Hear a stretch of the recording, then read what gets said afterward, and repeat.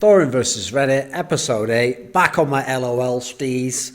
We're going to start and jump right into this with a thread that was where I'd released my Thorin's Thoughts video about the Rocks Tigers and the way that they, in my opinion, inappropriately smeared Jacob Wolf and suggested he essentially made up as a lie whole cloth the idea that Rocks Tigers would disband and their players would go elsewhere, which indeed is what ended up happening. And so the whole video, obviously the concept was about journalistic ethics and what the Rocks Tigers did inappropriately in this sense, and that the Rocks Tigers couldn't have full knowledge of it all. Despite all of this being broken down to a fairly reasonable level of detail and outlined by someone who has expertise in this particular field, there was a lot of upvoted comments in this thread that were ridiculously nonsense. So here's one that was at 67 points. And this guy was responding to this comment where someone said, because some people were asking, why was Jacob Wolf ever getting shit on over this topic? Because everyone knows now the players did leave Rocks Tigers, every single starting member, and by the way, the sub mid laner. So the guy who he was responding to had said he was getting shit on because he released the news before Rocks could give a statement, and that esports personality Lil Susie asked him personally to not spread the rumors as things were not certain, i.e. Rocks was in the process of getting sponsors to pay the player the money they deserve. Now, ignoring all of that absolute fucking nonsense, because that coward actually deleted his post once people started to reply to him and point out that it's pretty ridiculous. This guy's response, went like this. The stupid part is that spreading rumors like that can cause a self-fulfilling prophecy in those situations. You don't get brownie points for yelling fire when you started it yourself. Now, this makes no sense whatsoever because his part, the stupid part is that spreading rumors like that. Okay, so is it actually spreading rumors if you go and you have sources who have literally negotiated with that player and say this player's set to leave, he's just waiting until his contract runs out, and then he's going to sign with us, or he's going to sign with this team, he's going to sign with another team. We've actually directly had... So that's not the same as rumors. Rumors is like, oh, what if that team was to do that? Oh, I think this team might do that. Oh, I heard through my cousin, who's a friend of his, who thinks he knows that player, that they're actually going to change the player. That's like spreading rumors. This isn't spreading rumors. These are verifiable sources that are giving information which at the time is correct. This is a key detail people still didn't understand about the concept. Jacob Wolf never said that those players would definitely leave Rocks Tigers. That was never what the report was about.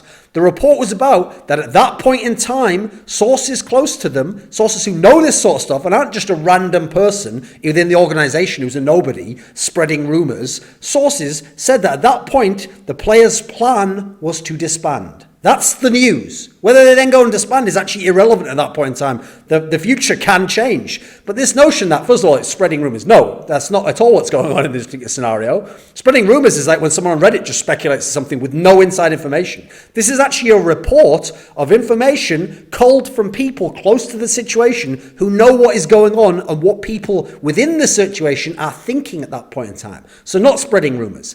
Then what he says can cause a self-fulfilling prophecy in those situations.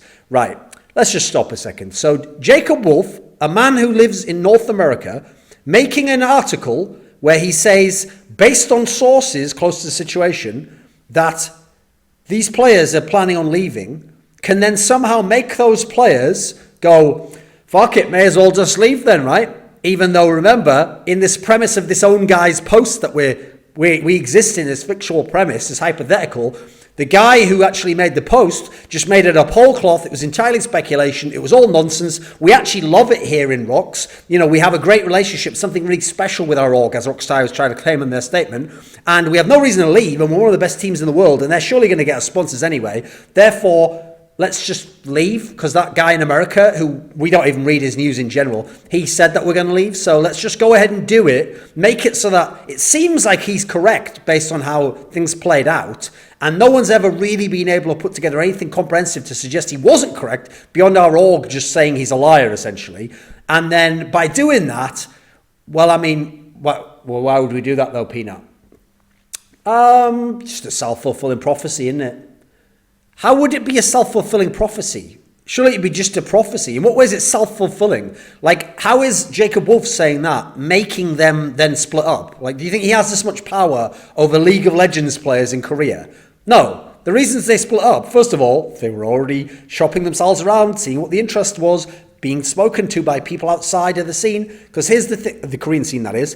Because here's the ridiculous thing people haven't understood, is that the whole concept of tampering rules, as Riot does them, not only are ludicrous in terms of they don't take into account the everyday reality of people talking to each other, people having friends outside of teams, people making initial contact through different back alley routes of communication, and therefore testing the waters and feeling out who's available, but they also just ignore the fact that it's essentially impossible to enforce those tampering rules. So this is going on all the time, and with the majority of players who then go to different teams. It's not going on with the players where people literally do approach them a day after their contract ends and say, oh, is anyone available? I'm looking for a mid laner, and you're like some 8th team in LCS. Okay, those players, no, that might all go through official channels the whole time. But almost every other scenario, especially high profile ones, absolutely there's a flow of communication going on. The key thing is just keeping it out of being exposed, and you don't want to get caught in that particular sense. Another reason, by the way, why Rock's players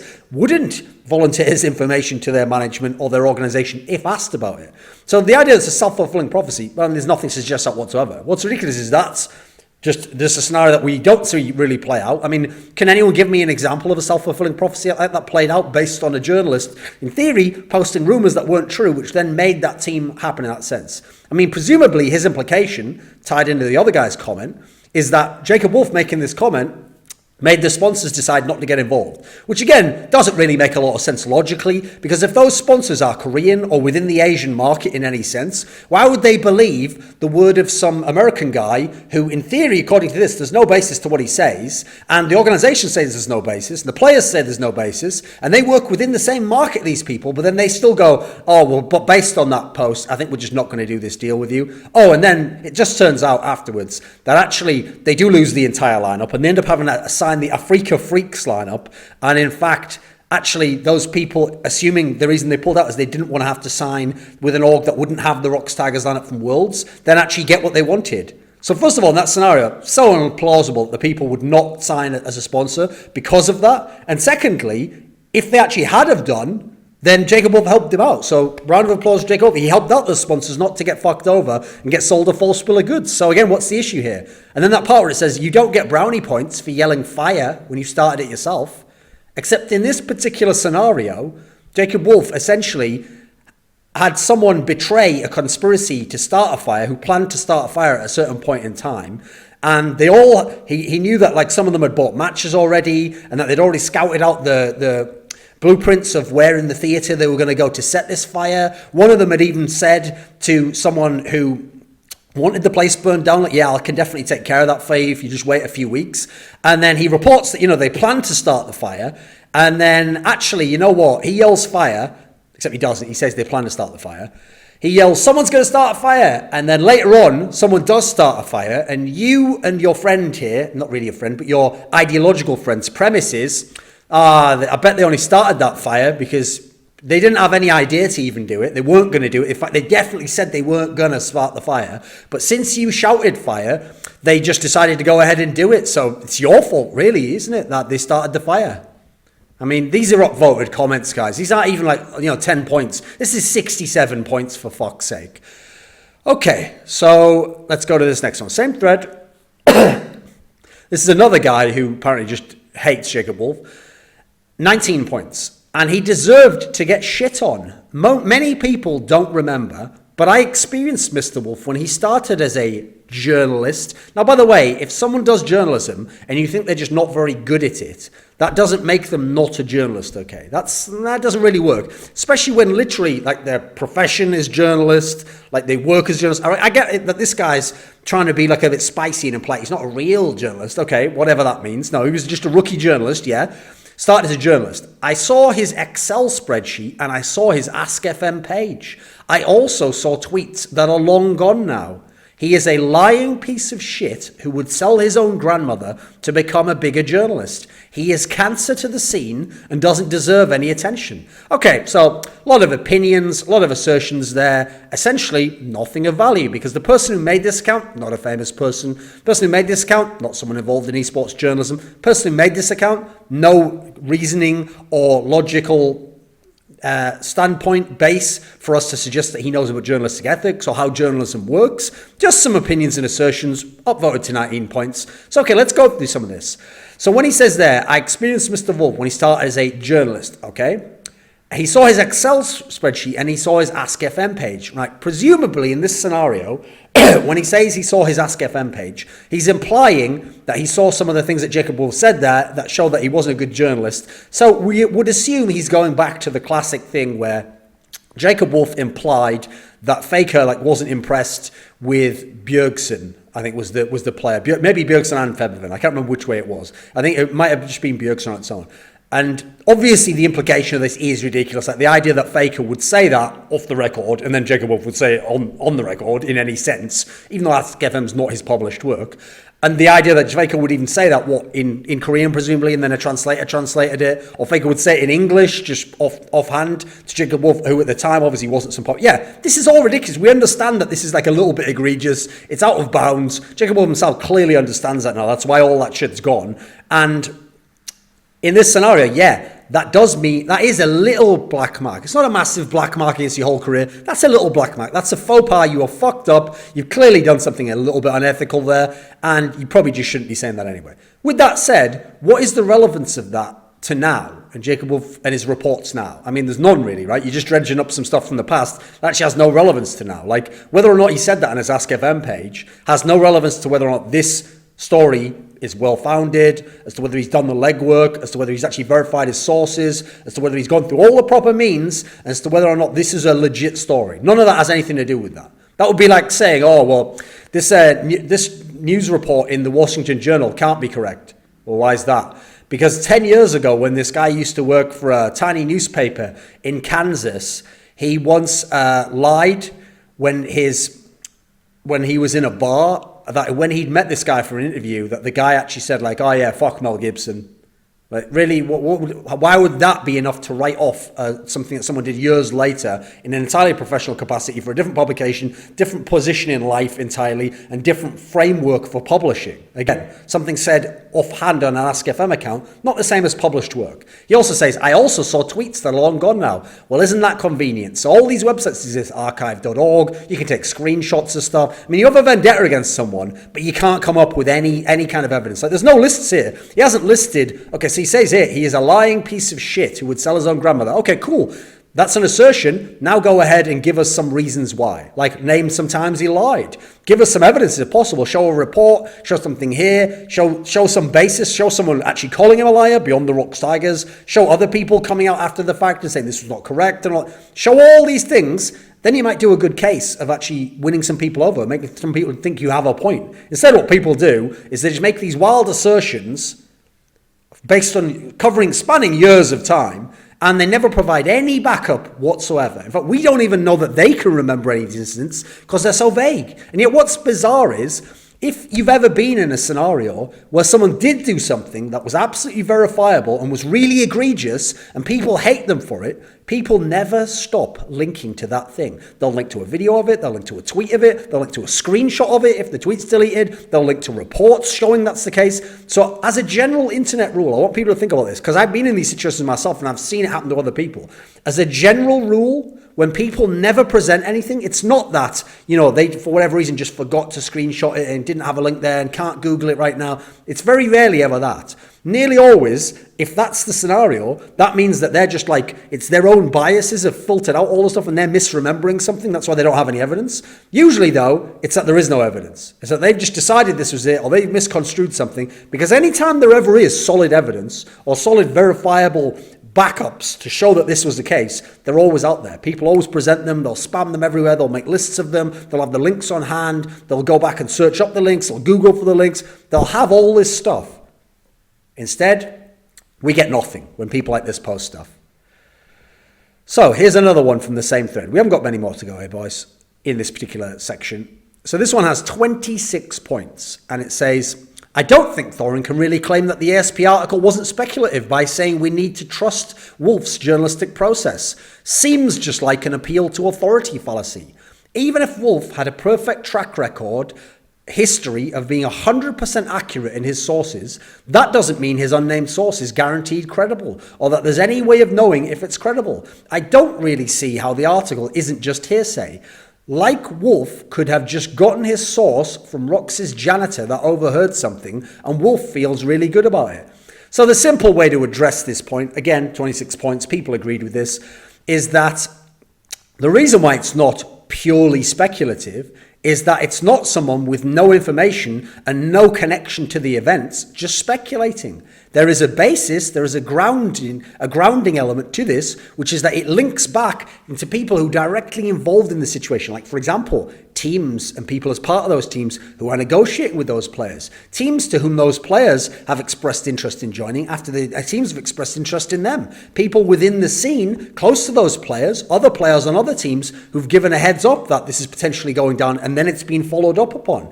Then you've got teams that aren't going to be able to sign those players, but they know that they're negotiating with another team over here. Also, in certain cases, the sources could even be some of the players themselves who want to come out at some point in time, but don't want to personally reveal it to their team at this point in time, potentially quit the deal, make their team upset, they're still playing for them, or don't want to face the shame in the Korean scene of being seen as money hungry because you want to leave Korea, or traitors in some sense because you haven't finished competing in international competition. There are all sorts of ways in which these sources could be so credible that in no way is this speculative. It's actually a reporting of what is going on right now according to the... So other people making their assertions, it's funny that they like evidence and they like reasons, but their own comments about how speculative they are themselves entirely speculative. They have no idea who the sources are. The best they can do is say, oh, but maybe it's all just made up, or oh, maybe they just left because Jacob Wolf posted that, or maybe this is all wrong because of something Jacob Wolf said on his Zanga blog 15 years ago when he was actually an 11-year-old Asian boy in SoCal. I mean, their assertions are nonsense. These are not arguments in any possible sense. Plus, the whole point is there's not an appeal to authority. It's not that Jacob Wolf's the authority, that's what I'm appealing to. No, what the appeal is to the journalistic process, which is that, you know what, it's possible that Jacob Wolf could have lied about all this. It's possible that his process was corrupt and that he didn't follow the rules, he didn't follow up with his sources, but here's the problem with that. That doesn't just take Jacob Wolf down. That takes down his editor-in-chief. That takes down the editors that worked with him. That takes down whoever he's confirmed some of the details of his story with. And in that kind of a scenario, in one situation, maybe he could get away with it for now. But if it ever came out within that organization that this was the way it was done, he'd be open to be fired. His credibility would be ruined. He could absolutely lose his job over it. Going beyond that, as an organization, it is incredibly in the best interest of his editors-in-chief and his editors who work with him to ensure that he has followed the correct process, that he has checked his sources, that he has put together a story that is not pure hearsay, and that can't just be destroyed by enough people coming out and showing that well, at least their opinion is that it wasn't the case from within the organization, etc. In this kind of a world, it's now ESPN that's at risk as well. And so the whole point is the process in and of itself can be trusted because it has an error-correcting component to it. There's a way that this can be sorted out overall.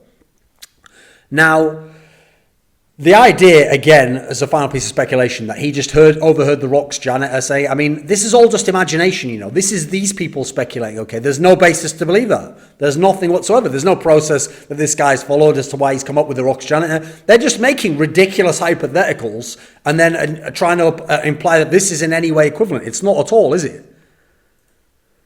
So, let's have a look here.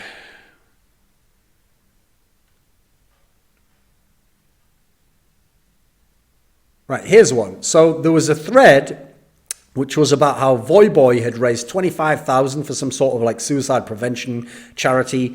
And this comment had 110 points, and it said, "This is great and all, but can we please stop hating each other in game? People think verbal abuse is acceptable, almost a meme. If people really care this much about suicide prevention, we need to stop treating each other like shit." Sadly, I don't see that changing anytime soon. I would love to hear other people's thoughts on this issue. How can we change the community's view on it? Or is it just not possible with the nature of how competitive League is? Okay, so first and foremost, this is called just hijacking what's like a very a cause that has a lot of merit to it and clearly is something that is a net positive for the scene, that we're raising money for suicide prevention to potentially help people who are at the end of their tether, literally in this particular sense, hopefully give them resources so that they can talk through it, and perhaps we can prevent some of these suicides. I mean, you'd be hard-pressed to suggest that that wasn't a good cause. Now, this guy takes that, hijacks it, is upvoted, people celebrate this, and makes it into an incredibly mundane thing about people like him and the rest of us playing in fucking solo queue and not having opponents verbally abuse us. Now, first of all, I understand why you say verbally abuse. Like, yeah, we do use the metaphor of speaking when we're actually typing. But first of all, text isn't as bad as actual verbal abuse. Part of the problem of actual verbal abuse is like the person's animation of how they speak to you. So that unsettles you because they're aggressive and angry and the rest of it. And perhaps there's even the implication the threat of physical violence could get involved as well. And they're making a scene, so they're shaming you as well. All these other factors that don't actually exist when you just read text on the screen in a video game. You're fairly safe within your home in that sense.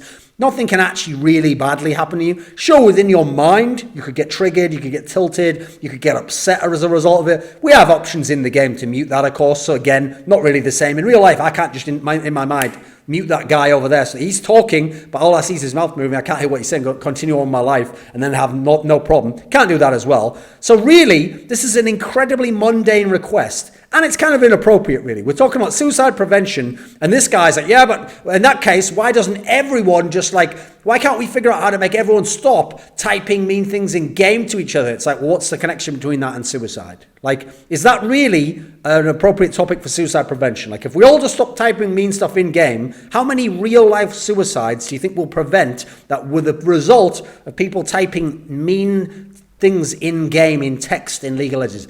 It's got to be so infinitesimally small that this is actually just a waste of everyone's time, and it's almost offensive as though there's any connection between the two things. It's so tenuous a link, it's absolutely ridiculous. And also the idea that it's like each of us within a video game treating each other like shit that's in any way leading to suicide. No, that doesn't seem very reasonable, quite frankly. Even if somehow someone typing something in a mean way because they were frustrated to a person they don't know, by the way, so they can't ever have the context of what that person's life's like. But also, as a result, it wouldn't be reasonable to assume everyone's possibly suicidal and therefore not ever say anything in that sense. That would be like saying you shouldn't ever go to a pub and then when you're talking there to your mates, say something that could be overheard by someone, that they might mistake a joke that you said as some sort of really serious statement, might set them off. They might go home, they already were suicidal, they start thinking about it more, something else happens in their life, and that's the little trigger that somehow sets them over. No.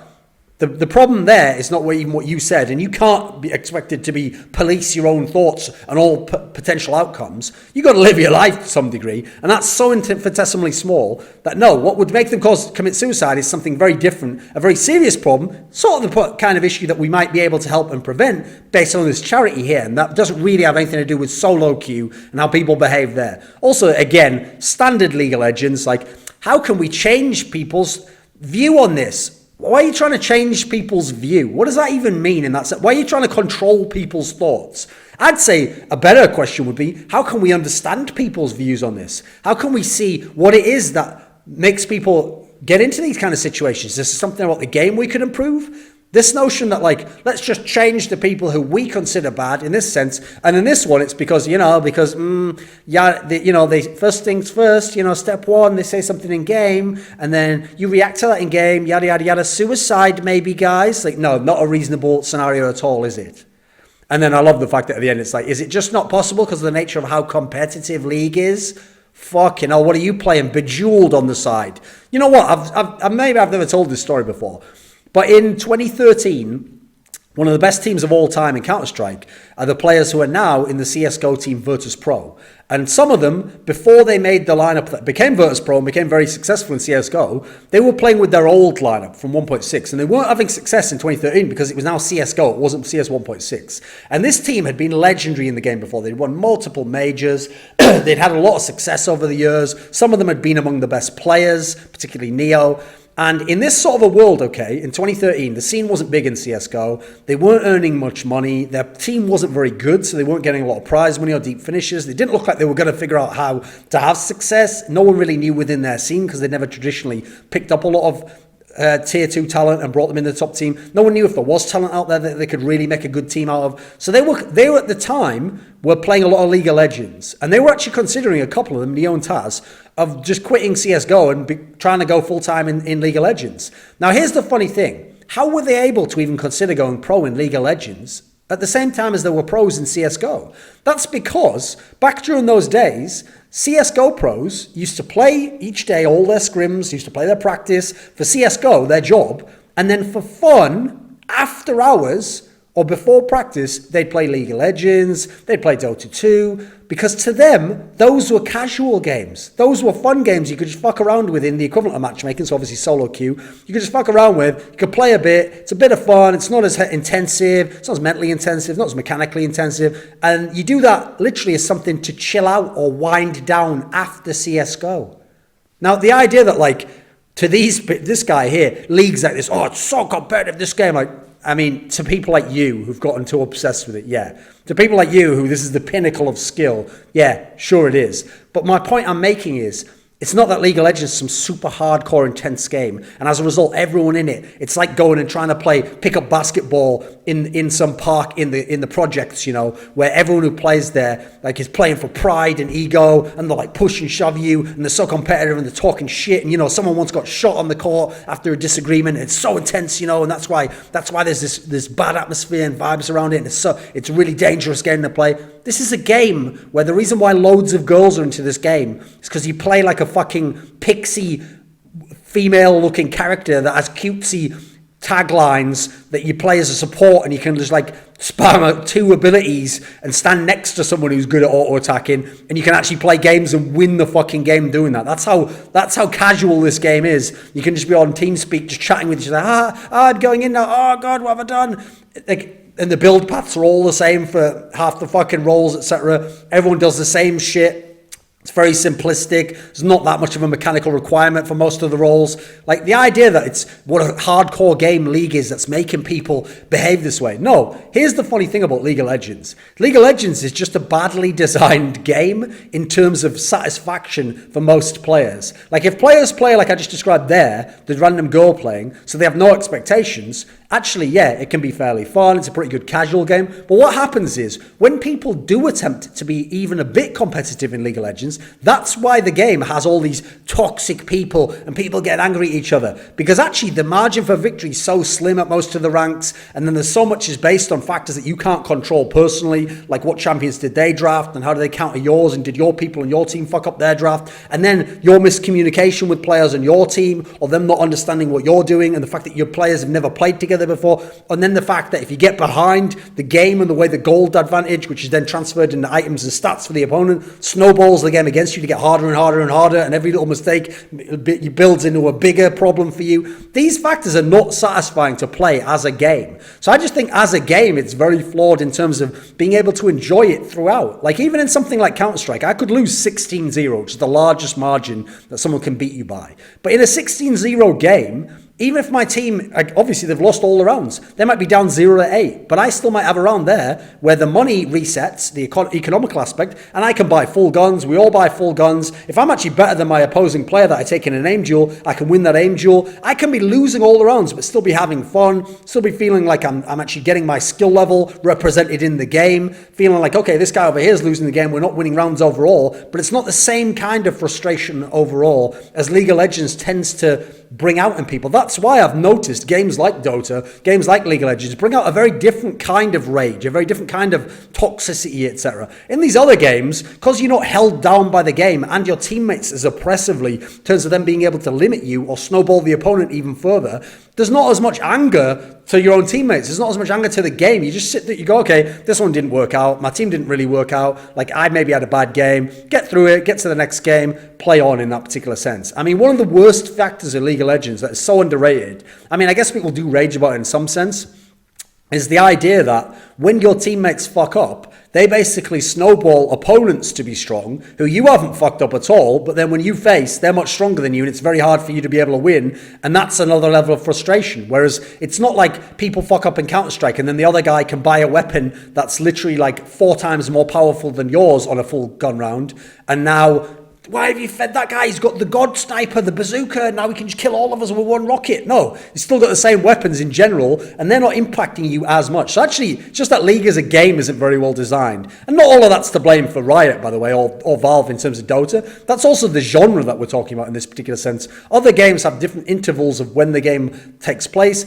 whereas a League game being one big entity, which is constantly changing and can get really out of control, to me, that's quite frustrating. That's the part that people don't enjoy. I don't think it's because of toxicity or whatever the fuck this guy would try and claim. Okay, so this was from a thread where it was actually when Yellow Star retired, and this guy said 28 points. Faker is the most iconic League player right now, but Peke was for a long time. Expeke has 1 out of 2 of the most iconic plays we will probably ever see in League, and was an insanely good player for such a long time. He fell off in Season 5, as in brackets.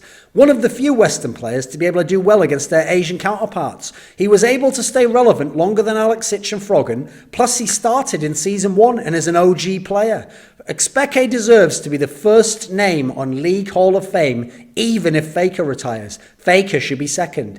Like, this is a classic example, first of all, of like a rabid Expeke fan, and probably a Fanatic fan who's way out of control and is mad delusional. But secondly, of someone where you can actually pinpoint when they came into League of Legends. Because this is someone where their either initial interest or their peak of interest was in 2013, in Season 3. Because in Season 3 was when Expeke did the Expeke backdoor, is when Fnatic broke out and were dominating Europe and winning all the LCS seasons, is when Fnatic went to semi-finals of Worlds. And beyond that, everything they did was a lesser version, almost an echo of that. So okay, as Origen, they still made a top 4 later on. As Fnatic, they won another LCS title, then they had some struggles later on, and then as Origen, they made it back to some like LCS finals, but they didn't win at that point in time. So to this guy, Season 3 is League of Legends, and to him, Expeke one of the best, so competitive with the Asians, look at this, and he's so iconic what he did. I mean, the idea that the Expeke backdoor is still one of the top 2 most iconic plays ever, that's, based on what I've seen, my experience, that is so unreasonable. Because unless people were around in Season 3, that's not really the first play that comes to mind overall. I mean, first of all, the Faker VZ outplay at this point in time, because it was so high level in terms of the match and the historic impact of winning the fucking, I mean, it was LCK now, but OGN back then, that easily is number 1. That would be number 1 for everyone, I'm pretty sure. Number 2, number 3, I mean, there's a lot at this point in time. There's so many other ones you can go through that have happened in seasons since then that people remember as crazy outplays. I mean, the idea that people still to this day, because remember, I always say this principle, the reason why esports grows is because a lot of people came in Season 4, and after that a lot of people came in Season 5, and a lot more came in Season 6, and so as a result, you're not in a world where everyone was already in the game in Season 3. So half the people later on probably haven't even looked up that play. Maybe have heard about it and seen it once and okay, cool, that's weird, why did that happen? It's not as impactful to them, it's not as big a moment overall in that particular sense. Then the fact that this guy's extrapolated Expeke to be some god of 5 seasons or something. No, Expeke was someone who in Season 1 was pretty good, but with a very small talent pool. And by the way, he wasn't even a mid lane, he was a top laner at the time. Then you go to Season 2, he really struggled. I mean, there was a mage meta, and he just really was not that great a player. He was a good mid laner, above average certainly in Europe, but he wasn't some beast like Alex Sitch and Froggen were. Then you go over to Season 3. Yes, he was very good. And this is exactly when the meta was perfect for him with the Assassins. And his team played that pick comp style, which obviously could snowball even more off that. And this was a fantastic time for him. Season 4 comes along. He's pretty good, but it's more like he's good in the clutch. He's good when it's the big game. He certainly has times during seasons where he's not that good. Season 5 comes along. He was whack. He was an average LCS mid laner. His champion pool shrunk to nothing. He had a couple of champions. He used to spam a Nivea, for fuck's sake. Wasn't even some amazing Nivea, but he was okay. He was largely living off his name and betting players elsewhere on his team. Obviously, he got Mithy in. He got Niels, now Sven, in. He had Soaz was actually... In fact, here's what's funny. In Season 5, Soaz was the better out of the two in Expeke and Soaz. So, no, Expeke was not matching up with Asian counterpoints at this point in time. He's very much gone. After Season 3, it starts to degrade. His high point in Season 3... Season 2 wasn't very good. It was quite average. And Season 4 and Season 5 really start to go downhill. And Season 5 degrades completely. Season 6, he's just playing as a stand-in for the positions when people leave the team and they have problems. So the idea that Expeke is ahead of Faker for the Hall of Fame is so ludicrous. What? Because he did a backdoor in season 3? Fucking hell, come on, mate. I mean, no, he wasn't that relevant by the time he got to season 5, season 6. No, he wasn't actually. At that point in time, what's funny is Froggen overall has been significantly more relevant over the history of League of Legends at this point in time and continues to be a relevant player now. Still considered above average mid laner in LCS. Xpeke is long gone, mate. And the idea that he would be first ahead of Faker, come on, mate. Faker's won 3 world championships with different teammates around him. He's won many LCK titles. He's won loads of international titles featuring all this. Faker is more decorated. He has a more iconic play. He's at a way higher level of play overall. He's actually, at this point in time, probably more recognized even than Xpeke due to the level of exposure that we've seen from Faker. Faker is easily the first ballot, first name in the Hall of Fame for League of Legends of anyone. Also, by the way, Hall of Fames don't work that way. You don't just take all the best players of all time. It's based on when you retire, so that wouldn't even really make sense in that particular regard. The idea that Faker would be second, no. Not only would Faker be first, but Xpeke wouldn't be second, put it that way. There's many names that would be ahead of Xpeke before you went with him overall. So this was a thread where Golden Glue updated us that he's going to go to Korea, because obviously he's not in the Team Liquid lineup anymore. And this has 104 points. And it says, this will be interesting to see if the solo queue grind in Korea. Oh, this is the guy replying to this comment. So the comment he's replying to is, this will be interesting to see if the solo queue grind in Korea will help Golden Glue in aspects he struggles in: confidence, rotations, and decision making. And this guy responds, 104 points, so literally nothing that can be practiced in solo queue. Now, the funny thing about what this guy is saying in that particular sense is, why would confidence not be able to be practiced in solo queue? Why would basic decision making not be able to be practiced in solo queue? Why would rotations not be able? Okay, sure, rotations on a macro level of shot calling. Yeah, this guy might be right in that particular sense. Also, you got to add in, this is an example of a kind of logic, a reductionist logic that lots of people who aren't experts and aren't specialists in a field I see use in everyday life, but which doesn't make a lot of sense, which is what they'll do is they'll reduce every skill and activity down to something very simple, and they'll imply that because anyone could do something very simple to any degree of skill, therefore that it's not that difficult to build that out into what you're doing overall. Now, that doesn't really make a lot of sense. Like, sure, Golden Glue could just sit at home and he could play solo queue in NA. And in theory, he could practice and become as good as if he went and played in Korean solo queue. But first of all, there's a lot of key differences, obviously, in Korean solo queue, right? Which is if the level of play is higher, then he's going to be forced, assuming he doesn't fail outright, to play at a higher level to make less mistakes. He's going to be punished more for his mistakes. Therefore, in the game, it's going to highlight more what mistakes he's making and either give him this point where either he's going to be able to trial and error, find the way to improve, or reflect on it and find a way to improve, or he's going to fail very hard, and that's going to be thrown in his face every day in a way it might not in NA. Then you've got to add in, if he stayed in NA and played in, I mean, presumably this guy wants to play in Challenger or some lower level. Now, first of all, he's already played in Challenger a lot. And he's been quite successful in Challenger, so that's not his issue. So really, how is he going to get this practice? I mean, he basically has to go and play in a different LCS team, right? So that's not an option. So assuming he can't do that, and going in Challenger doesn't help, then what is his options? Well, actually, going to Korea and playing solo queue there, and perhaps even getting in with a group of people who are higher level and let you play in custom games or something, that's actually a pretty good option. That's a good way to kind of go and really train up your skills, then come back, show off your great skills so you can get a spot on a team, then again, put more effort into confidence, rotations, decision making, and these kind of aspects in that particular sense. So it's very easy to reduce it down, but there is a logic to this. I mean, I would give this example, okay? Anyone could go and pick up a little rock, move it one spot on the floor to a spot 10 feet away, okay? And then you could go, and you could say, well, that was easy. Now go and pick up another rock, okay? No problem. Go and pick up another rock, like, let's say a rock this size. Go and put it another 10 meters over there. That is fine, right? But what would happen if you did that 100 times in a row? Now, even if you're fairly fit, after 100 times in a row, yeah, you're going to be pretty tired. The motivation when you get maybe 50 in, you're going to start thinking, oh, should I keep doing this? The things I'd rather do, like, what is the point of even doing this? Like, you know, is the end goal, like, oh, I'm getting quite tired at 50. Can I really go? I'll keep going to 60. Oh, can I really get to 70? The point is the cumulative effect, The ability to even make yourself do what are very simple steps, but over and over and over and build into something bigger is what makes the big feat something difficult. The fact that you know how it could be done doesn't mean you have done it because you already in your brain have sort of simulated it. And it doesn't mean it's easy to do. There are a lot of things in life and a lot of things in sports and competitive disciplines which can be broken down to what in isolated single instances are very simple.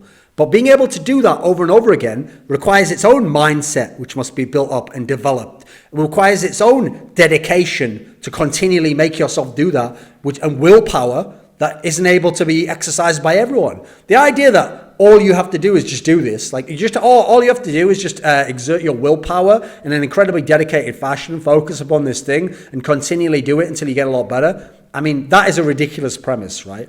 So people really downplay quite a lot the simple but effective ways you can improve. And certainly I think going to Korea and trying solo queue, that's something very laudable. That's quite admirable that even after all this point in his career, he's still willing to try and go and do that. Now listen, can he actually improve? Well, that's something we'll get to in this next point, because in the same thread, someone with 11 points says, I think he's been in the pro scene for like 4 years now and never been good. But who knows? Maybe he will improve a lot. Then this guy replies, 11 points, after seeing Moon, Rainover and Smeb turn from trash to good, you can't just dismiss anyone based on past performance. You can always be reserved, but like you said, who knows? Now, there's a really unrealistic equivalency which is built into these two guys here. So first of all, the guy who says he's been in the pro scene for like 4 years now and never been good. Okay, yep, you're right there. You know, when you get to the LCS level, he's essentially never been good. He's always been below average, if not one of the worst mid laners in LCS. Now, in the challenger scene, he's always been good. And it has to be said, by the way, some of the players that go to LCS, he might have looked as good as them when he's in the challenger scene, when they have worse teammates or the team's worse. Okay, that's why it might be a little bit confusing. Now, I actually agree with the first part of this guy's statement. The fact that he's played for 4 years and he's had multiple shots at the LCS level and then he goes down and does well in challenger, then comes back up, actually does make it seem like he's not ever going to be really good. That's a pretty safe bet at this point in time. But then this guy goes and says, but who knows? Maybe he will improve a lot. But based on what? And for what reason? And why would he improve a lot when he didn't improve a lot before? I mean, he's already played a lot, so presumably if he's someone who had nerve issues, they've manifested, and either he can't get over them or he's worked on them. Presumably, he's played in different teams beyond just when he subbed, and now he's played in real teams like he has. It's a real team, and he's had the comfort of playing within the team and the system and knowing his teammates. Okay, he's done that, still hasn't improved a lot. He's had multiple cracks at it in different metas, so it wasn't just that the champions were bad for him. Still didn't improve a lot, still didn't play a lot better. There's actually really no reason to imagine he would improve a lot. In fact, if you had to make a bet now with a gun against your head, depending on if you got the wrong outcome, you had your brains blown out, you should go ahead and most definitely predict that he will not improve a lot. So then this guy who responded cited some examples of people who improved quite a lot. So he picks Moon, who obviously had his issues when he was in an RG, but now looks a lot better, right? Then he picked out Rainover, who was game over when he was in Korea, and then he came to the West and became one of the best junglers in LCS with Fanatic and then later Immortals. Then he picked out Smeb, who was an incredible miracle and wasn't that great overall and had some initial problems, then became the best top laner in the world in Season 5 and Season 6. Now, here's the problem. He's using those examples as to why you can't dismiss anyone based on past performance. Right, let's go through them all one by one. So Moon essentially didn't have that much of an opportunity before he was labelled bad, and then it wasn't very long after that, this season, that he's been considered good. Now here's the problem with that logic, okay? The NRG team as a whole was one of those teams that was less than the sum of their parts. Once they really got going and everyone in LCS had their practice and got their rhythm down, NRG wasn't that good overall. They had some real flaws in terms of how the team was constructed, the mixture of the jungler and the mid laner. They were a team that the mid laner actually seemed to have some sort of mental problems and really almost sabotaged the fucking team and wanted to play his own way only. They clearly had coaching issues and the organization wasn't done well. So I don't really blame Moon entirely for being that bad in that kind of a setup. It wasn't great. Then when he was brought in like in the middle of the breaking point era of Team Liquid, not really that fair to criticize him entirely, is he? He's put into a terrible situation there in a team that already is broken and is breaking down and only gets worse. And the reason they had to bring Dardoch back in is because Dardoch's just so talented, at least he could help them win some games. At least he could do something in a situation which was never going to be fixed. So was it really that Moon was like irretrievably terrible? No. He was in a terrible bunch of situations. Then he got a good situation with teammates that fit him, and teammates that actually like believed in him, that worked with him well, in an environment that was a much better working environment. And now, yes, after maybe a chance to get over his nerves and to get over some of those issues, now he's blossomed. There wasn't that much of time though. It wasn't like he played for 4 years then became like that. Then you go look at Rainover. So Rainover played in the Korean scene, and in the Korean scene, he wasn't on a very good team, and he was in a situation where you don't get a lot of opportunities in the Korean scene. If you play a few times, and God forbid, like he did when he was game over, you have a couple of really bad games where you fuck up the game in a really noticeable manner where it's your play, some move that you made that really fucked up the game. That's like a death sentence over there. And yeah, they'll just say, just get rid of this guy, bring someone else in, try someone from solo queue, whatever. Then he came to the West, and okay, part of the reason they probably brought him in was to help with Hooney and all the rest of it. And he turned his whole career around. He had way more games to play. He was playing an easier level of competition. He brought over a Korean approach overall. And yeah, not every Korean jungler that came over did, but I don't think it's entirely reasonable to suggest that that's anything like what happened with Golden Glue. I don't think the situations are the same at all. I think the time spans are radically different. And then the Smeb one is ridiculous because Smeb didn't play that long. First of all, Smeb had some moments in Incredible Miracle that looked all right. It's just overall, as a player in the official matches, yeah, he wasn't doing well. That was basically around a year though. After a year, first and foremost, loads of the top lane talent left to go to China, so his field got easier to play against, more forgiving. Then he got a team put together where he emerged as one of the star players and had a key aspect, a key element in the shot calling component, and therefore got to build the team around how he wanted to play and have people playing his style of game. And there's no saying that was happening in Incredible Miracle. They might just throw him in the mix there, said you play these champions, now play, you're already in an established team of other players, we consider this player the carry, we give this guy the focus, we give this guy the jungle attention.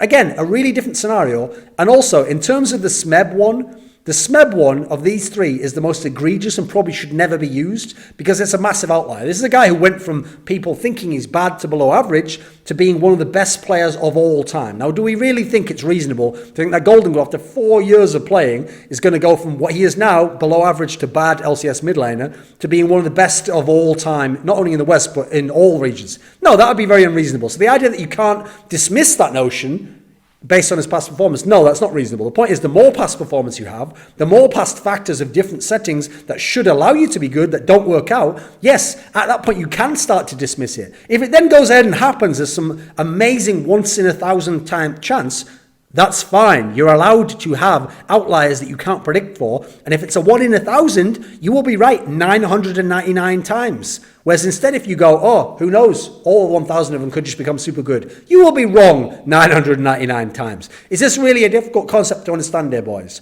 So they say you can always be reserved. No, you probably should be reserved until something is proven or there are good indicators for it. But like you said, who knows? Well, of course, no one knows, but we can use probability to suggest what's reasonable and what's a likely outcome. And we can set our expectations accordingly. So while I think it's good that Golden Glue went there to practice in Korea, no, it's not very reasonable to think he's going to come back and become like a top 3 mid in LCS, NALCS, for example. Now, could he improve 5% and shore up his weaknesses and become an okay mid laner? Perhaps. Even that is a perhaps, because you'd have to ask what changed about Korean solo queue from all of his past teams and all of his past practice. Okay, so this was a thread which was about Weldon's response to Kelsey's article.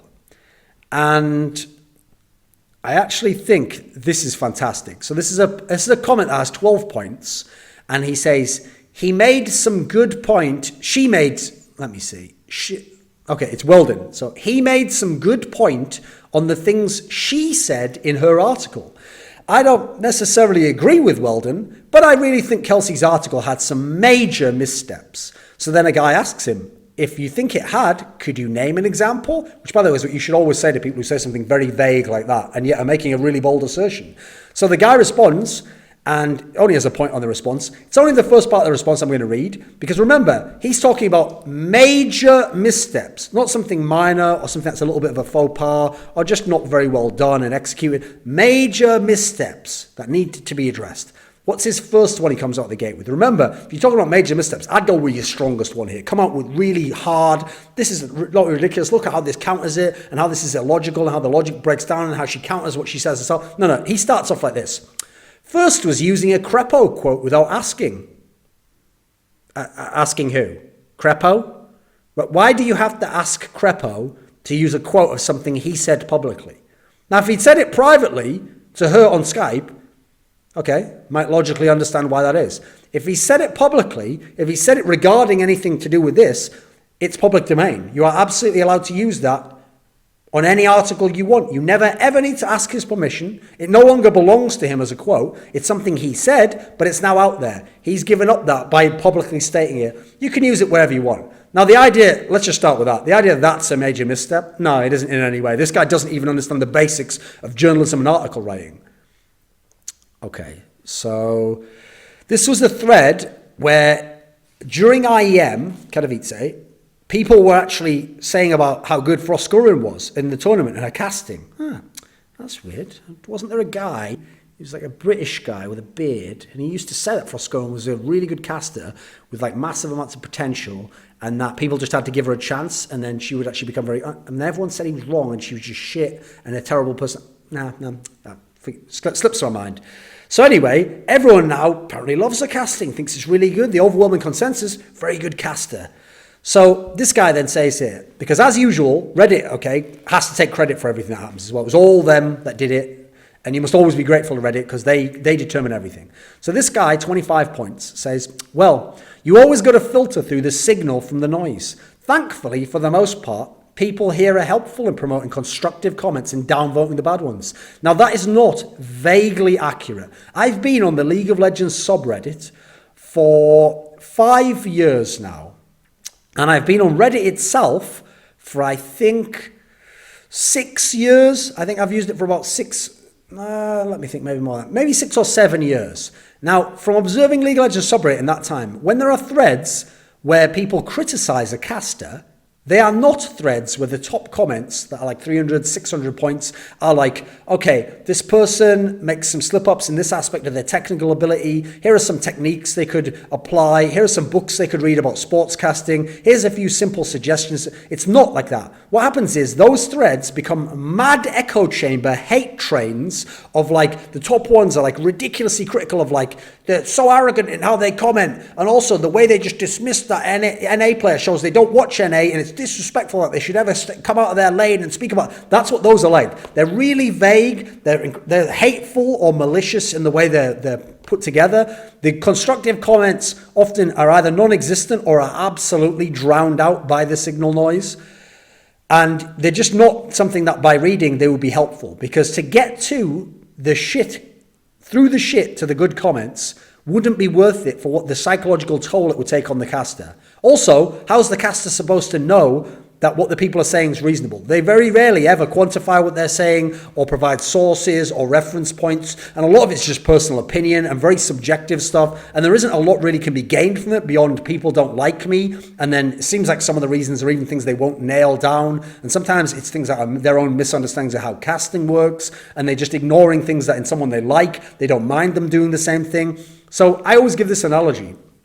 If I told you, see this river of shit here, yeah, well, there's some delicious chocolate bars at the bottom of it, and all you've got to do is pan through this river of shit and find the chocolate bars. Now, the reason why this analogy works is, imagine you pan through, you've got shit all over your hands, the smell of shit the whole time, you're looking at it, you want to be sick almost, you're panning through it all. Finally, after all the shit goes away, you find some chocolate in there. Would you want to fucking eat it at that point in time? Where's that chocolate been? Who did that chocolate come from? Who made that chocolate? What are even the ingredients of that chocolate? Can you see the problem? It wouldn't be worth your time to step in that river of shit in that particular sense. Especially not if you have a friend who can either get you some chocolate or produces chocolate themselves. 99.99% of the time, when casters improve, it's by being reflective, because a key quality to improving in anything is knowing how to eventually self-evaluate and analyze what you're doing, and then learning from others, which allows you to think about what you can do to improve, actually applying it, so execution, going through the motions over and over again, but actually applying little tweaks to improve one small thing, and then one small thing, even 1% improvement, sometimes changing how people perceive you and tips you over so that they like what you're doing. You go to other people who are very skilled. You either observe them and try and steal from them, or you talk to them and ask them advice, or you ask them to help analyze you and kind of kickstart how to learn how to analyze yourself. 99% of the time, the way casters improve are those approaches. It's not listening to what people complain about on Reddit doing whatever the person says and just like, oh, I don't like it when you say this word anymore, right? Won't say that word anymore. That's not how casters improve. The fact that some of them play the political game and say publicly, oh, thanks for your criticism, guys, and I've really tried to listen to you guys, that's just PR. That's why they're phrasing it that way. Like, I always try to keep an open mind and listen to what people say and ignore the hate comments and try and take the positives of the constructive criticism. That's playing the PR game to make people who hate them feel like they're at least heard, as though their criticisms are heard and acknowledged, and therefore they might go a bit easier, or even worse, delusionally think they're helping the people. But I'll tell you myself, from knowing a lot of these people, they're my peers, and from myself doing similar things in terms of my job, analysis desk, etc., that no one really does take anything from these things. They're just telling you what they think you want to hear. And ironically, you think you're telling them what you want to hear, and then they're just giving it back to you, and you're thinking that's why they then improve. It isn't. They improve because they're professionals, like Froscoran, who's worked at her craft, who's studied it, who's looked at other good casters, who's taken good feedback from people who actually know what they're talking about and have expertise in this area, and that's what they've then been able to get to the point of doing. So this was a thread about when Bang and Hooney did that 1v1 where they were playing Lucian, and Hooney went crazy when he won and did like that crazy dance where he's screeching around the floor. This has had 10 points. It said, this is about the Fanatic team of 2015, by the way, season 5. People tend to forget several details, because someone had brought up Fanatic playing Koo in the semifinals. Because I think someone had implied that if this had been season 6 and they'd stuck together and they'd got to the same point, I don't know why this would all happen, it's so tenuous, and they'd have gotten to play Samsung there, like H2K played Samsung in the semis, then they'd have actually beaten Samsung, whereas it's just because they played Koo that they lost and got smashed, someone suggested. So this guy says, people tend to forget several details. First of all, Koreans considered Fnatic to be the favourite of the whole tournament after they scrimmed them.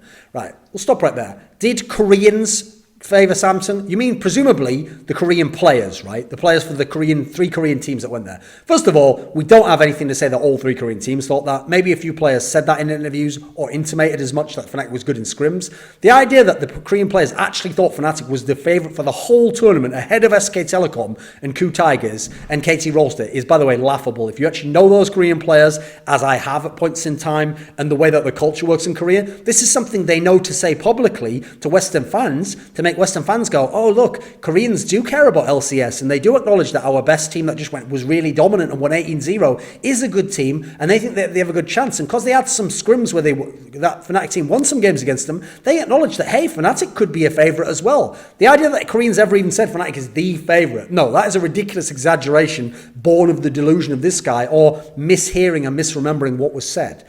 Then he says, secondly, first game in that series was a throw rather than getting outclassed. I mean, again, doesn't assert in any way why it's a throw or compare it to other throws or outline what a throw in fact is, and therefore how this is a throw rather than just a lost game where you got outclassed. Doesn't give us any terminology, so fairly worthless assertion there. And I notice how it's always that way when it's a top Western team loses. Oh, it was a throw, they made a mistake. It's never the amazing Asian team forcing those mistakes and then punishing them and then outclassing them based on those early mistakes, right? No, never, of course not. Why would it be? Then he goes, third thing is that Gragas, who was Reignover's best champ at the time, got global ban.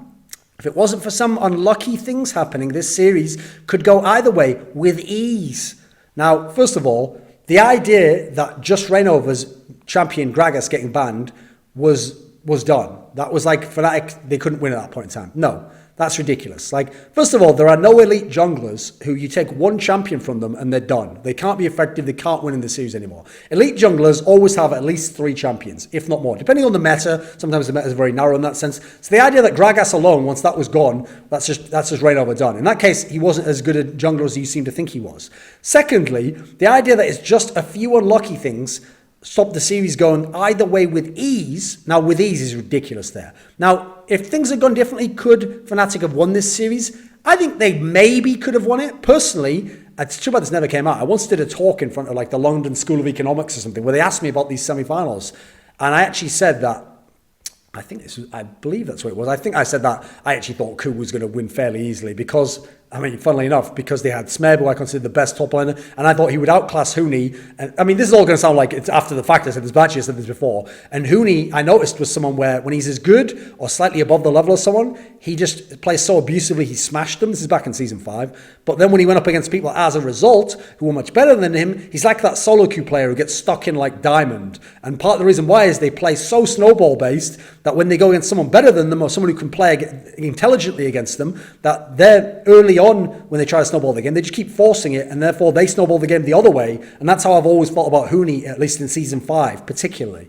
And so I thought that as being the big mismatch, that Smeb would smash him in that sense. Now there was a chance that maybe Featherven could do something really good against Kuro, but as we've seen in Season 5 and Season 6, Kuro is a guy where, sure, he'd been a liability the odd game in LCK, but internationally, he always managed to get by. He was never a liability to the extent you outright lost the game off him. He just wasn't going to do as well as some of the really good mids. And so the odds, actually, that Featherven would outclass Huro more than Smeb would outclass Huni was never that reasonable. And actually, now that we've seen the series play out, now it's even more unreasonable to suggest that it would have gone the other way, that Fnatic would have won the series. No, that doesn't seem very reasonable at all now, actually. Maybe you could make the case for it beforehand, and even then I'd say like make them reasonably, probably like a 35% chance to win the series. But the idea, now that you've even seen how it played out, that it was just unlucky things, this is just Fnatic and Western fans. Like, this is absolute delusion where you have to think that in your own mind. I mean, so every game was just perfect for Koo. Everything went flawlessly for them, right? Every champion they wanted to play just happened to not have any bans in the meta whatsoever for them, right? How convenient, right? It's always the way, isn't it? It's only your team that failed. So this was where I did a Thorin's Thoughts video when it was announced that Link was going to come back and play for Team Liquid in League of Legends, in LCS. And if you remember, I called the... I'll read the comment first, actually. The comment has 128 points. And this guy said, I remember when he bashed Kelsey Moser, for the title Mako or Breako. I think this is worse. Now, the title of my video was Link Tries to Force a Return to League of Legends. No, Link Tries to Force a Return. League of Legends was just in brackets. So my title, Link Tries to Force a Return. So he's contrasting that, which is obviously a very indirect pun on the fact that Link is a character from the Zelda series, and there's an item called the Triforce in the Zelda series.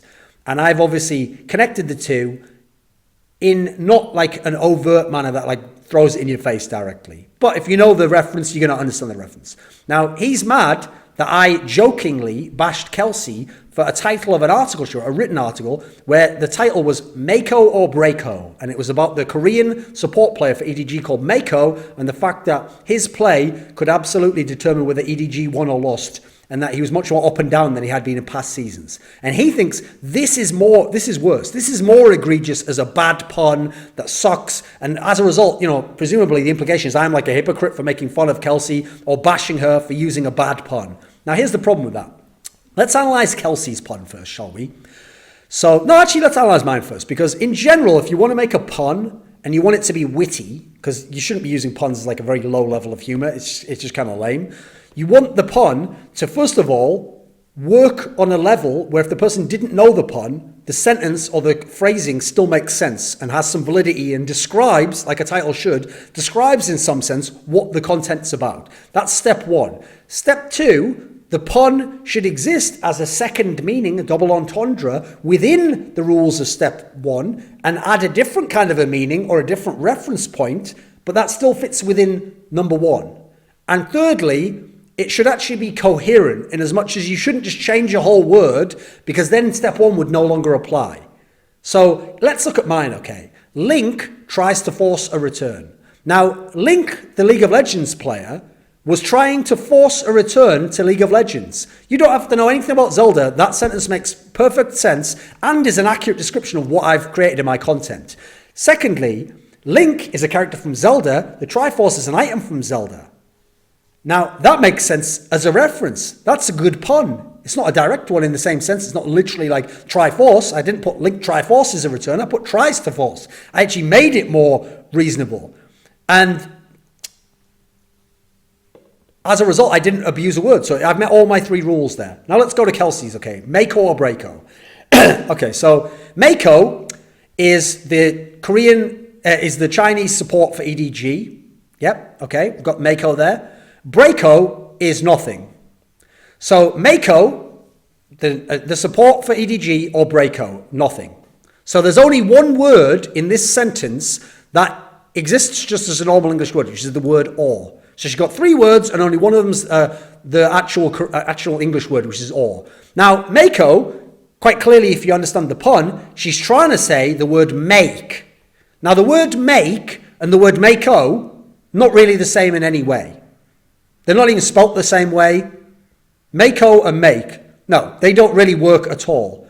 And so, if she'd written Mako or break, that even would be better than this, because at least then, by break, someone who didn't understand anything about Korean League of Legends could at least be like, right, Mako, not sure what that is, or break, so kind of like make or break, which is like a saying in English, and therefore, I assume Mako's the name of someone, and maybe he's like, it's him who decides whether it makes or breaks this. Still wouldn't be very good, wouldn't be a good pun overall, but at least they'd understand it. Now, Mako or Breako just doesn't mean anything. Breako also isn't an actual word, and that is just an egregious attempt to fit it in. Now, by the way, she obviously did that as a semi-jokey title. Like, she couldn't think of a better title. She just thought, like, oh, I'll just go for this one. Like, I'll just do Mako or Breako. She knows it wasn't a good one, and that's why I bagged on her in a joking manner. Like, essentially, it's a jibe to kind of be like, that is a shit title, isn't it? So really, I don't really see the connection between mine and hers whatsoever. And mine certainly is not worse. Mine is worlds better and actually fits the criteria of what a good pun should be. So there was an interview where within the interview, DOA said that he's not done with League of Legends just yet. In fact, now let me check what the full quote was, because I want to get this right. So, okay, the quote was, DOA says he's not done with LOL just yet, but it really does feel like it's time for something new. Now, the person commenting here, 323 points. They say, I'm pretty sick of hearing about Overwatch in the League subreddit. Okay, what's the relevance there, mate? In what way are you hearing about the Overwatch in the League of Legends subreddit? Presumably he reads a lot of comments and people bring up Overwatch. Now, I haven't seen that very often myself. Seems like an incredibly niche, subjective, like pet peeve almost. That isn't really a huge problem in the League of Legends subreddit. Secondly, what has that got to do with this thread? Because this thread is about the fact that DOA, someone who casted League of Legends for something like, let me see, started 2012, and he finished in 2016. So we're going to go ahead and say 5 years. So someone who casted League of Legends for 5 years at the highest level is one of the most beloved casters of all time, refers to League, including the news that he's not necessarily done with League, something that would be very relevant to his massive fan base and a lot of the people who really appreciated his work. He's not done with League. So incredibly relevant that League of Legends fans should be told that.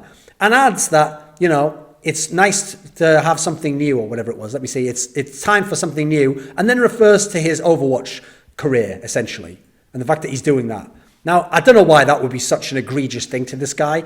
First of all, it's not like he's just an Overwatch caster. It's not like he's only talking about Overwatch. There's a part of the detail. What's great about this one is this is even something where I can't understand complaining about the content, because you can actually get the fact that he's not done with League just from the headline. So in 1 second, you've read the part that might be relevant to you only if you don't care about Overwatch.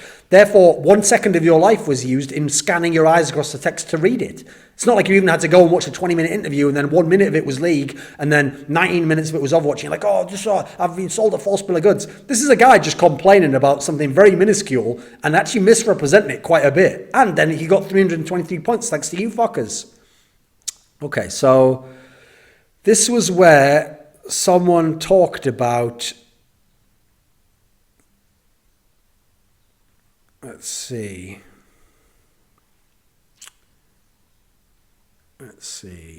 Okay, this was where Samsung Galaxy played SK Telecom in the final of Worlds. This post has 4,222 points. And it says, heartbreaking finish for Samsung Galaxy after coming back so far.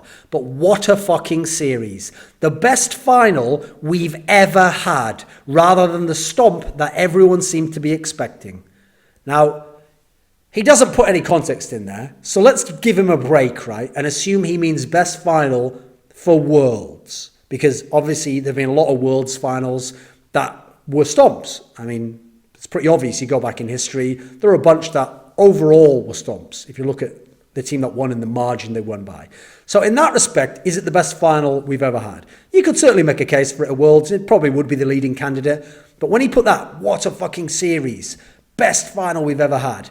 Now, I actually think this series is a fantastic example of a game between two teams, one incredibly high level, SK Telecom, and one which just in that tournament played at a very high level, where actually the series was underwhelming. It was a 3-2, but it was a bad 3-2. It wasn't a 3-2 that's bad in the sense that it's just stomps one way or the other. No, not that ridiculous. But it was a series where SK Telecom outplays Samsung Galaxy in a bunch of the first few games.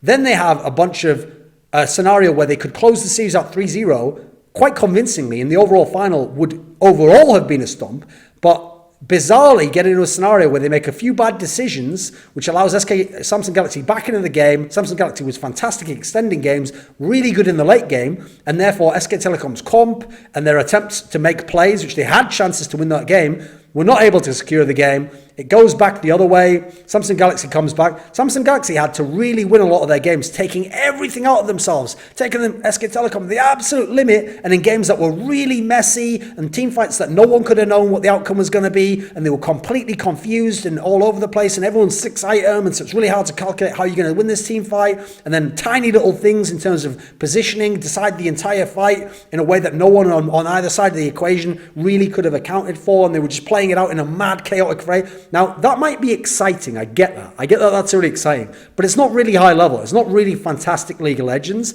And it's not an amazing series in that sense. Like, it's only exciting in the moment because you don't know what's going to happen. And the fact that crazy things keep happening seems really exciting. To go back and watch that series, it has very little replay value. It's not really high level League of Legends. And it's not a great series in that particular sense. So I think that people really overrated that series ultimately. And they went way too far at the time of the hype of the fact it was 3-2 and you thought they were going to get 3-0 and then they came back and took it to a fifth game and then there was some exciting moments. They took that and they spun out the narrative way too far. It's a bit like in Counter-Strike. We have a really big problem. It's the same in League, but there's an equivalent in Counter-Strike. Any game that's a 16-14 or an overtime win, people automatically think, oh, what a game, what a series. No, in the moment it was exciting and you didn't know which way to go, but doesn't automatically make it one of the best games ever. Just like in League of Legends, I don't particularly think the best games are the ones where, like, super minions win the game and after some crazy team fight that one team finally wins and then they can't go back to the base and stop the minions because they get held over here. No, I don't think those are the best games ever. They're exciting, but are they actually really high level? Not particularly. So, let's see.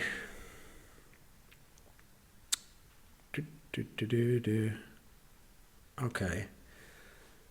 So this was where I did a thread about, I did an article that was redeeming TSM 2012, where I went back and I pointed out that the TSM 2012 lineup actually was a better team in the world at the time than people give them credit for, and they're a better all-time historical NA team than people give them credit for, because people remove a lot of the context of who they played out of the European teams and how they played domestically and why they shouldn't necessarily have traveled to Europe and how actually they lost to the Koreans, but they played a lot of them very close and had games that were very competitive, in fact, more competitive than some of their peer group at the time, some of them even who got wins over Koreans. I make all these points. So this guy then says here, admittedly, it's a -1 point, but I just want to give an example here of how people come to assumptions which don't really make a lot of sense. So this guy says, regarding me, he started watching late in Season 2. His Loco Doco grilled interview was one of the very first things he did in the LOL scene, and at that time, he barely knew anything about the game. So first and foremost, I started watching in late Season 2. I did start watching in late Season 2,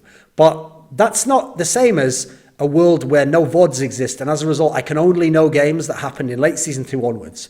Because actually, famously, I don't watch late games live. I nearly always watch VODs in all esports games as VODs. I go back and I take the time to watch the game so I can look through the game, I can skip through it, I can go back, I can watch a section over and over again to get a better understanding. I can watch it knowing what happened, so I know what things to look for and try and figure out what the key trigger points are within the game and which players to watch, good or bad. I also then can choose my own time when I'm not rushed and I'm not got my eye on one other thing, so I can pay more attention to it.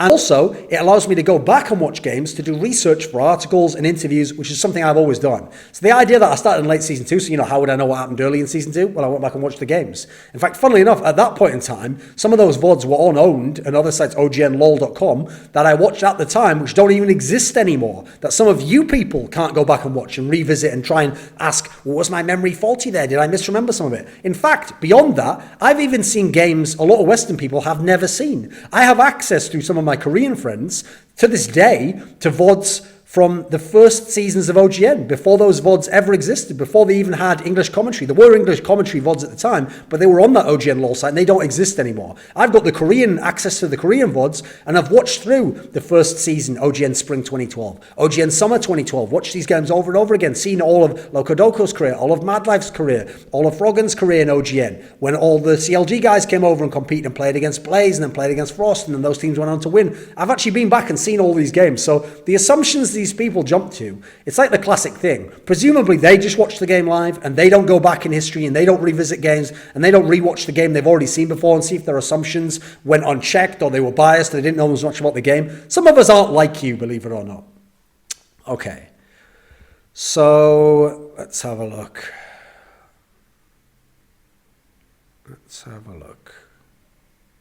think we'll do one more because we've got pretty long on this one. I'm going to do these a lot more regularly. I know there's been a long time since I did them, but that's just because I got caught up in other things.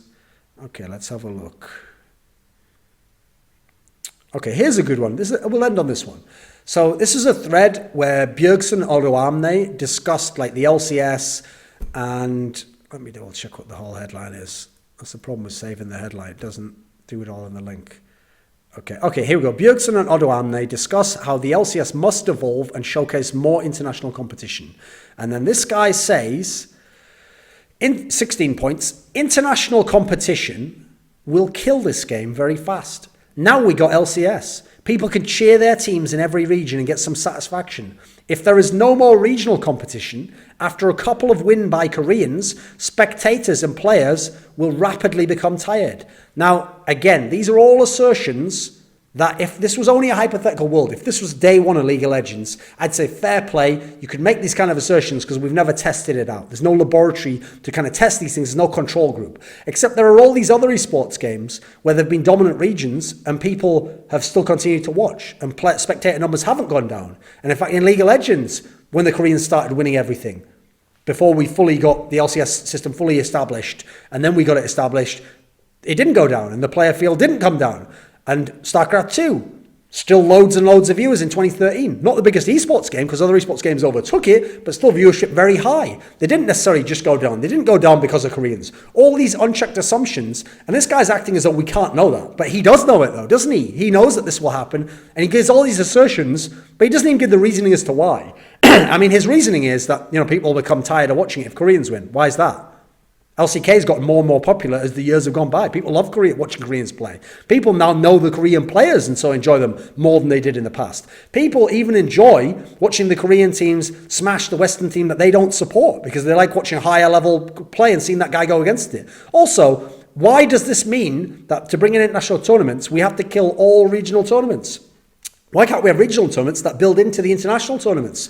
Like, why can't we have an IEM that's just NA teams and the winners of that go into one that competes with the Koreans? Why can't we have that? No one said we can't, right? No one said you can't use some element of regional locking even.